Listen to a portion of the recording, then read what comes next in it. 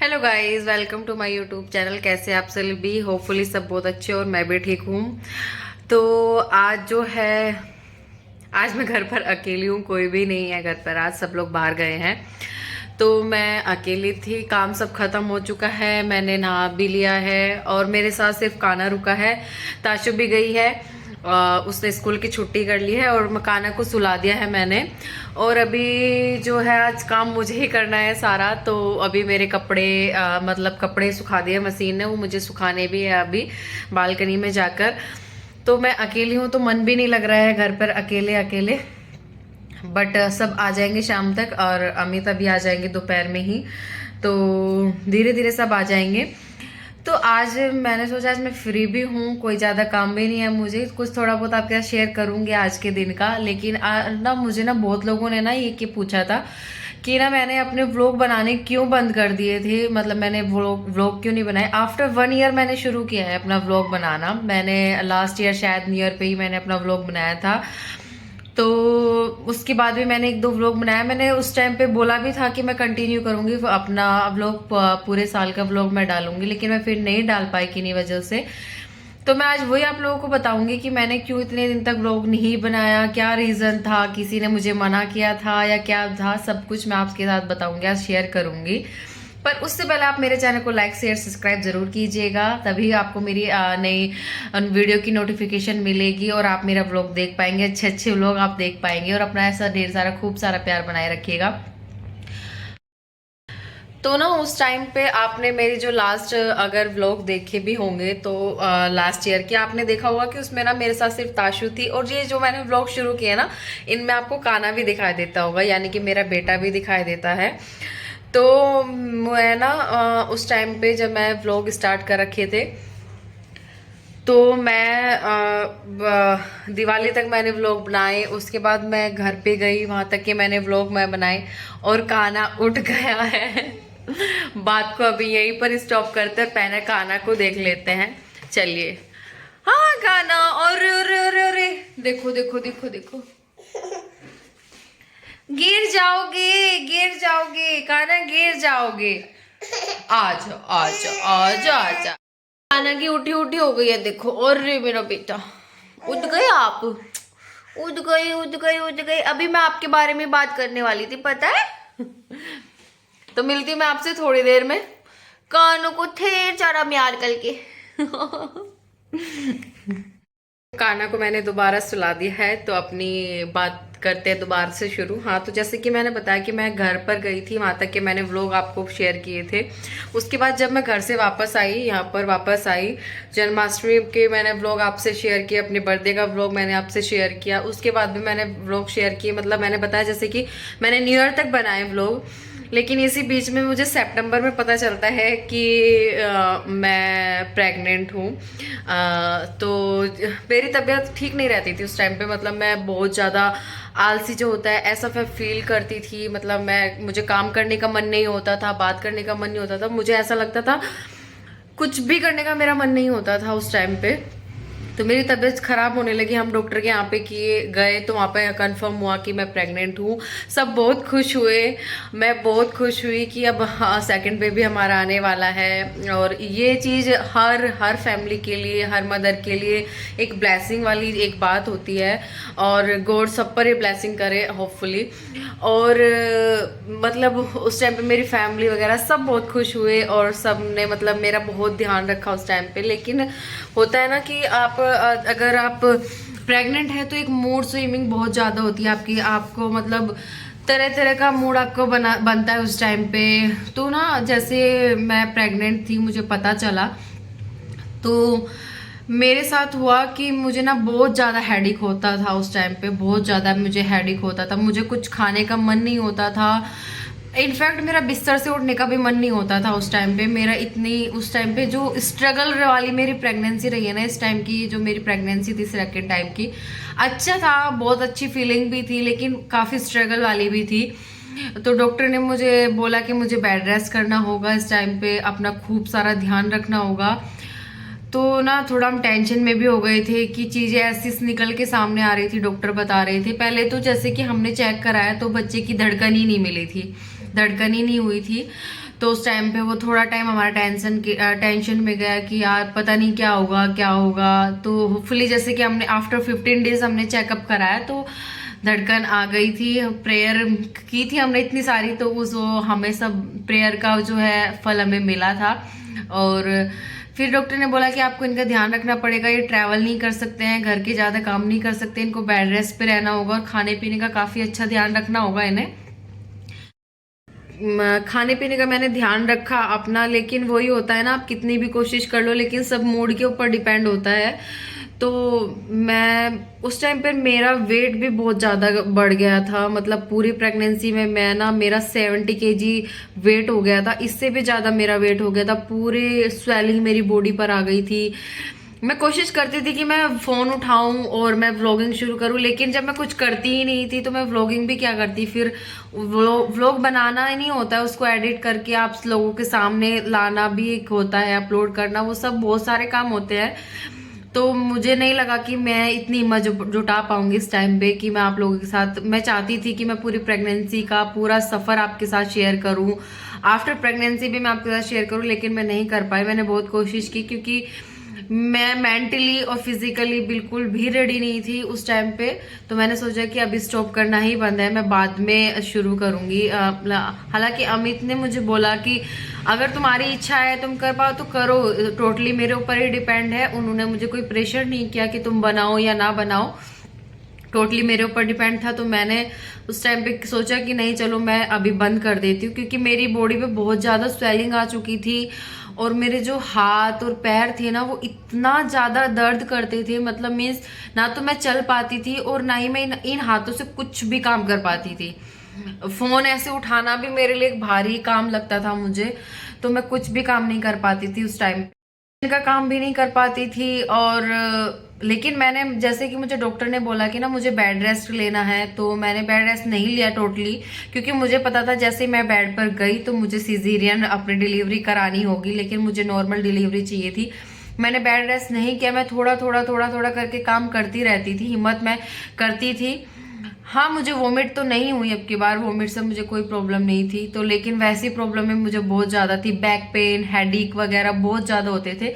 और लास्ट में आके मुझे डायरिया हो गया, डायरिया बहुत ज़्यादा हो गया और ये हालत हो गई कि मेरे अंदर ना ब्लड की बहुत ज़्यादा, हीमोग्लोबिन बहुत ज़्यादा कम हो गया, मेरा 7 पॉइंट समथिंग हो गया था। मतलब डिलीवरी के सिर्फ 1 महीने पहले ही मुझे पता चलता है कि मुझे डायरिया है और मुझे ना मेरा ब्लड इतना हीमोग्लोबिन, तो पूरी फैमिली को ये भी टेंशन हो गया, मुझे एडमिट रहना पड़ा। तो डॉक्टर ने बोला कि आप लोगों को ना क्या खून का अपना पूरा मतलब जो है कलेक्ट करके रखना पड़ेगा, हो सकता है कि डिलीवरी के टाइम पे ज़रूरत पड़े। तो वो भी एक टेंशन वाली बात हो गई थी। फिर डॉक्टर ने ना मुझे इंजेक्शन दिया, कोई हीमोग्लोबिन के लिए एक इंजेक्शन लगता है, वो आपका 2,500-3 हज़ार के करीब होता है एक इंजेक्शन, उससे आपका हीमोग्लोबिन कुछ बढ़ जाता है कुछ पॉइंट तक। तो डॉक्टर ने मुझे वो भी दिया, फिर मुझे एडमिट भी रखा।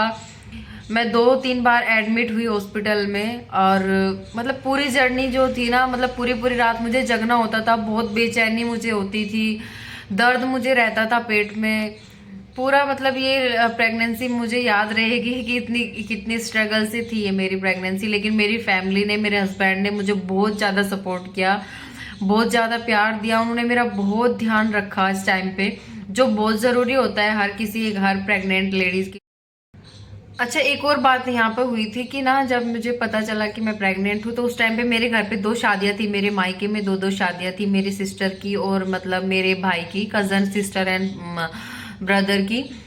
तो ना डॉक्टर ने हमसे कंसल्ट किया, हमसे पूछा कि क्या आप ये बेबी रखना चाहते हैं, अभी आप तैयार हैं? तो ना मम्मी ने भी मुझे बोला कि वर्षा तेरे ऊपर ही डिपेंड है, तुझे रखना है, शादियां भी आई हैं और तू रेडी है मतलब अभी रखने के लिए, सेकंड बेबी रखने के लिए। ताशु भी साथ में थी। वो एक एक्सपीरियंस होता है कि पहला बच्चा था तो एक अलग एक्सपीरियंस होता है, सेकंड बच्चे के साथ टोटली अलग एक्सपीरियंस होता है। आप ऐसा नहीं कह सकते कि नहीं एक बच्चा हो गया है तो आपको एक्सपीरियंस हो गया, नहीं नहीं, सेकंड बच्चे के साथ आपको टोटली अलग एक्सपीरियंस होता है। 2 बच्चों के साथ पूरा काम संभालना, खुद को संभालना एकदम टोटली होता है। तो मम्मी ने मुझे बोला कि रेडी हो तो ही रखना, अमित ने भी मुझे बोला रेडी हो तो ही रखना, हमारा कोई भी प्रेशर नहीं है, रखना है रखना है।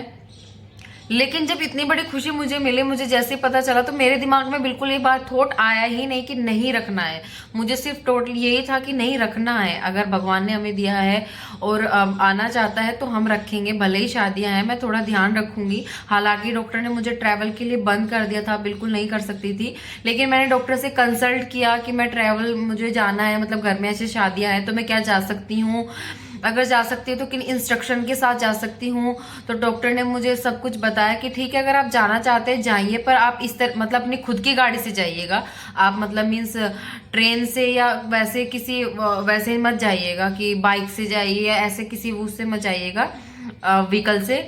आप अपनी गाड़ी से जाए तो ही जाएगा, क्योंकि गाड़ी सेफली होती है, हम खुद चला रहे होते हैं, हमें पता होता है कैसे चलानी है। तो हम अपनी गाड़ी से ही गए थे, हम वहाँ रुके, लेकिन मैंने कोई डांस कोई मौज मस्ती नहीं करी। तो मैंने पता उस टाइम पे भी सोचा कि पूरी शादियों का आपके साथ व्लॉग मैं शूट करूं और आप लोगों को दूं, लेकिन उस टाइम पे मैं नहीं कर पाई। मैं शादियां ही बड़ी मुश्किल से अटेंड कर पाई थी खुद को, वहां पे मेरे साथ ताशु भी थी तो वो भी मैं नहीं कर पाई थी। लेकिन फिर जैसे तैसे करके मैंने पूरा जर्नी निकाली अपनी प्रेगनेंसी की, एक खुशी के साथ भी, थोड़े दुख के साथ भी, लेकिन क्या करें, बच्चा आने वाला था तो खुशी थी। तो वो सब तो एक झेलना पड़ता है, हर किसी के साथ होता है, किसी के साथ ज्यादा होता है, किसी के साथ कम होता है।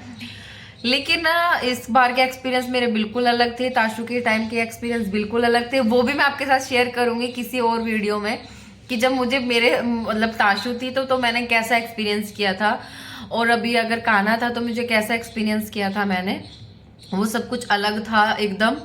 तो इसलिए मैं व्लॉग नहीं बना पा रही थी, क्योंकि मैं खुद ही प्रिपेयर नहीं थी बनाने के लिए, मेंटली और फिजिकली बिल्कुल भी नहीं थी। तो इसलिए मैंने वीडियो नहीं बनाए व्लॉग, कि चलो मैं दोबारा फिर बाद में शुरू करूंगी जब मुझे लगेगा खुद कि मैं रेडी हूँ और अब मैं कर सकती हूँ। क्योंकि ना अगर आप व्लॉग बना रहे हैं, आप लोगों को दिखा रहे हैं, आप उनके साथ कुछ शेयर कर रहे हैं, तो आपको प्रॉपर एक करना पड़ता है, एक तरीके से करना पड़ता है, डेली दिखाना पड़ता है आप अपनी लाइफ के बारे में। तो अगर आप डेली नहीं दिखा रहे हैं, डेली तक नहीं पहुंचा पा रहे हैं, तो आपका कोई फायदा नहीं है फिर व्लॉग बनाने का।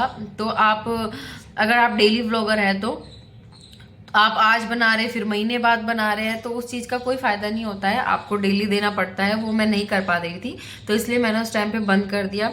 आफ्टर डिलीवरी मैंने सोचा कि चलो अब मैं करती हूँ, लेकिन कुछ टाइम तक तो आप नहीं कर सकते हो।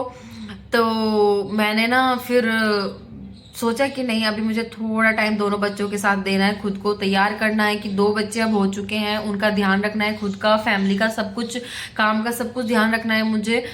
तो अभी नहीं मैं दोबारा शुरू करूंगी जब तक मैं मतलब ये सब कुछ नहीं संभालू, सब कुछ हैंडल नहीं कर लूं। हैंडल किया मतलब मैंने सब कुछ संभाला, और मुझे लगा कि हाँ मैं अब संभाल सकती हूँ, हैंडल कर रही हूँ अपना घर का काम भी, बच्चों को भी, सब कुछ, और मैं व्लॉगिंग भी कर सकती हूँ। तो मैंने दोबारा अभी शुरू किया है अपनी व्लॉगिंग स्टार्ट, पिछले 1 महीने से शायद मैंने शुरू किया है, और अभी मैं अपना व्लॉग कंटिन्यू रखूंगी, अब स्किप नहीं करूंगी। मैं आपके पास सब कुछ अब कुछ लाइफ के बारे में, अपनी सब डेली व्लॉगिंग का मैं आपका शुरू करूंगी। तो ये मेरा एक एक्सपीरियंस था उस टाइम का, अच्छा था, बहुत अच्छा था, जो भी था जैसा भी था। अपनी हेल्थ मेरी थोड़ी खराब रहती थी, लेकिन वो अच्छा था। तो अभी आप काना को और ताशु को दोनों देखते हैं मेरे व्लॉग में। मेरे दोनों बच्चे हो चुके हैं, मेरा बेटा और मेरी बेटी। उसके बाद मेरा वेट गेन हुआ इतना ज्यादा कि 72 केजी तक चला गया था, और जैसे मेरी डिलीवरी, आफ्टर डिलीवरी 70 केजी आ गया था। लेकिन उस टाइम पे आपको आफ्टर डिलीवरी भी खाने पीने का पूरा ध्यान रखना होता है। मेरी नॉर्मल डिलीवरी थी तो पूरा ध्यान रखना होता है, घर वाले खूब खिलाते हैं आपको, घी वगैरह सब कुछ खिलाते हैं।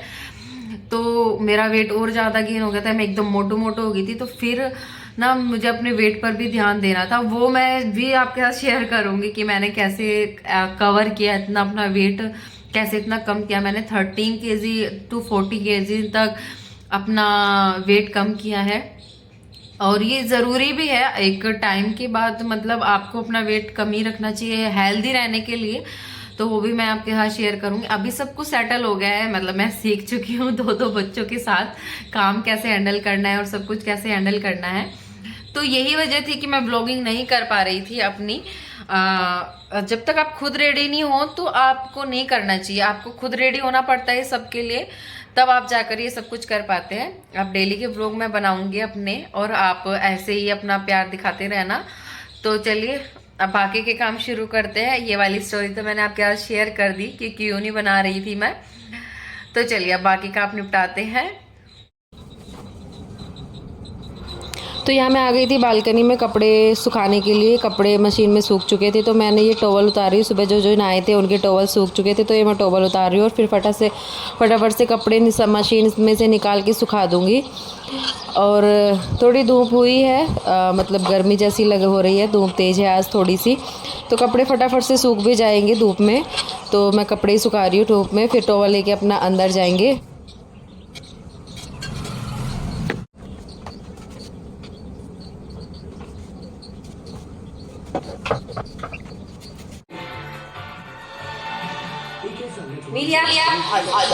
तो ये दोपहर का टाइम था, काना उठ चुका था और अमित भैया जी को जल्दी घर आ चुकी थी। तो मैं काना के साथ थोड़ा खेल रही थी टीवी देखते हुए।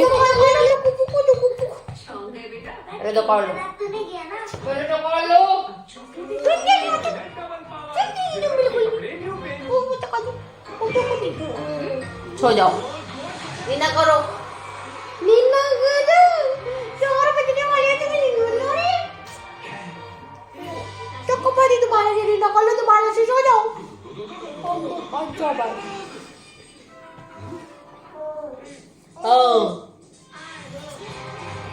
यहाँ बैठ के टीवी देखेंगे, चलो। तो आप भी ऐसे बैठो, आप टीवी देखते ऐसे, तो कोई करके ऐसे हम बैठ के टीवी देखेंगे। ओए नहीं, वो जो बाजी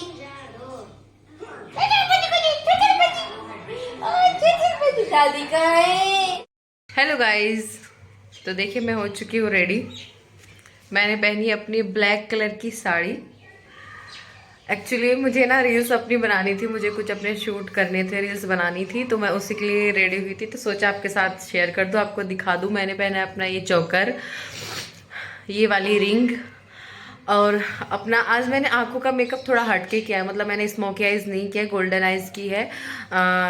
तो हर बार मैं इस पे जो है ना अपनी ब्लैक साड़ी पे स्मोकी ही करती थी, लेकिन आज मैंने थोड़ा हटके किया है, स्मोकी नहीं किया है मैंने। तो आप बताना आपको कैसा लग रहा है मेरा लुक। तो मैं आपको फाइनली दिखा देती हूँ, फाइनल लुक भी दिखा देती हूँ। ये देखिए, ये है मेरा फाइनल लुक। तो गाइज ये है मेरा फाइनल लुक। कैसा लगा आप लोगों को ज़रूर बताना कमेंट करके, और मेरी साड़ी आप लोगों को कैसी लगी ये भी ज़रूर बताना कमेंट करके। ये भी मैंने डिज़ाइन कराई है, बनवाई है। सिंपल साड़ी थी, उसको एक डिज़ाइनर साड़ी बनवाया है मैंने। वो मैं आपको बाद में दिखाऊंगी कैसे बनवाई है, कैसे इसको डिज़ाइन करवाया है, वो सब बाद में दिखाऊंगी। तो चलिए अपनी रील्स को शूट कर लेते हैं। हाँ, अब अगर आपको मेरी रील्स देखनी है तो मैं अपनी इंस्टा आईडी आपको मेंशन कर दूंगी। आप वहाँ पर जाकर जरूर चेकआउट करना, आपको वहाँ पर मेरी इंस्टा आईडी पर दिख जाएगी। और प्लीज़ जाकर जरूर लाइक और शेयर करना। हम लोग इतनी मेहनत करते हैं, सिर्फ आप लोगों के लिए ही करते हैं, तो आप अपना सपोर्ट हम लोगों को कीजिएगा। तो चलिए जल्दी से शूट कर लेते हैं, लेकिन जिनको शूट करनी है वो सो गए हैं। दिखा देती हूँ आपको।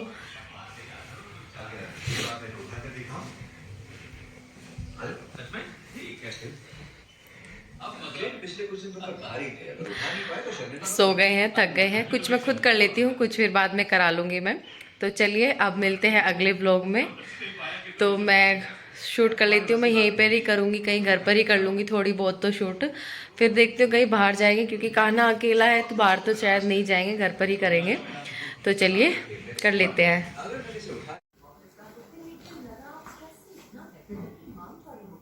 हेलो।